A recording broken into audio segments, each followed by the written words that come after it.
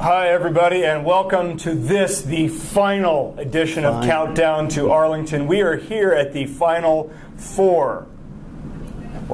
Sorry. Yeah, that's okay. Close. You're close. Strength. You're close. I am Matt King of the Fort Worth Star-Telegram, joined here by Mr. James Birch. Sorry, happens a lot. Trey Burke, my cousin. Trey, right. Virtually, they look virtually identical. Yes. We are here at the Final Four. The Final Four has finally descended here on Arlington in North Texas.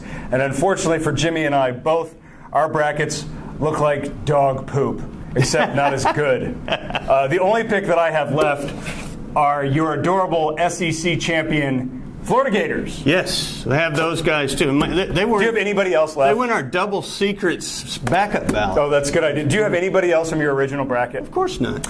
Wow, neither do I. And I was really confident because I had 3 Elite 8 teams that I felt very good about. Unfortunately, the NBA's D-League Kentucky Wildcats came out of the Midwest Regional, having defeated Wichita State, Louisville, and Michigan. Yes. In order, all last year's Final Four teams, including Louisville, the national champion, the defending national champions. Wisconsin comes out of the West, surprising everybody. They were a 2 seed. The other team is the biggest surprise of all, Connecticut, a 7 seed.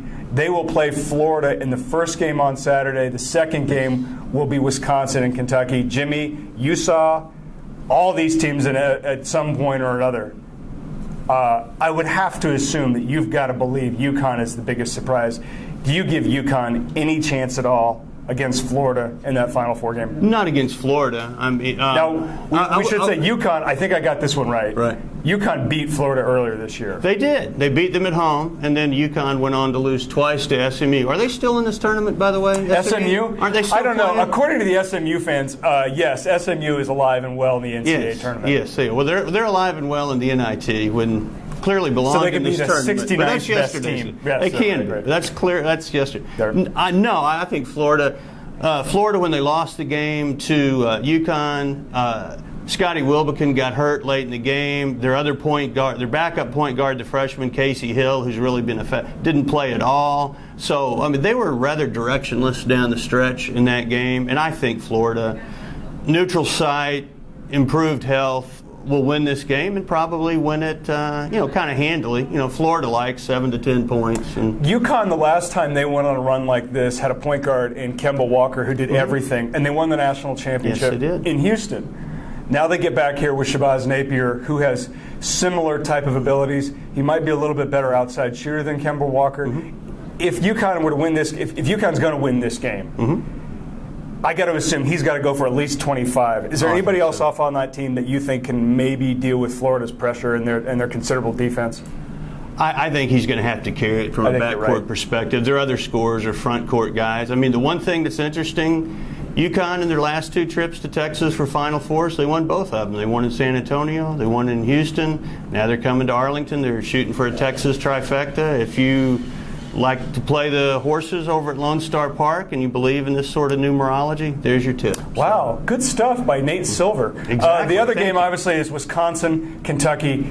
I don't think anybody saw this coming. The idea that Kentucky is an 8 seed is the dumbest thing I've ever heard. Yes. This is a power team that was the preseason #1 team in the nation. They lost to Baylor at Texas, or I guess what we call it. What are we calling it now? AT&T Stadium in an ice storm. And in the ice storm game. This is a totally different team. I saw them in Indianapolis over the weekend. There are a bunch of NBA guys masquerading as college kids. Kentucky's going to win this game. Okay, forget it. Kentucky's beating Wisconsin by at least 8, even though the line, I think, is considerably closer. Kentucky lost twice to Florida in the regular season. And once in the conference tournament. It's 3. Okay. Or 4. Oh, we have 3.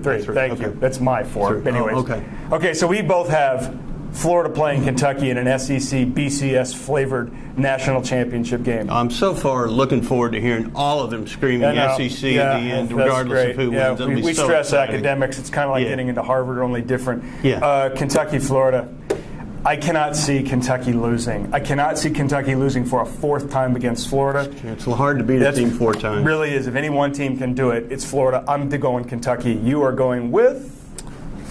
I'm going to go with Florida. Wow, you're going 4 times. We'll go with the Gator Chomp. They're going to get it done this year. They've waited 4 years with a group of 4 seniors. It's time they finish it off. You really think experience? The one thing we have seen Kentucky do That's in this true. run is completely push aside any need for experience. Wichita State had experience. That's right. Louisville had a lot of experience. Michigan had some experience. Florida's got a lot. Florida was in the Elite Eight in Arlington last year before they lost to Michigan. Yes, it did. Do you really think experience is going to pay off in that game? I think Florida is going to pay off and beat Kentucky.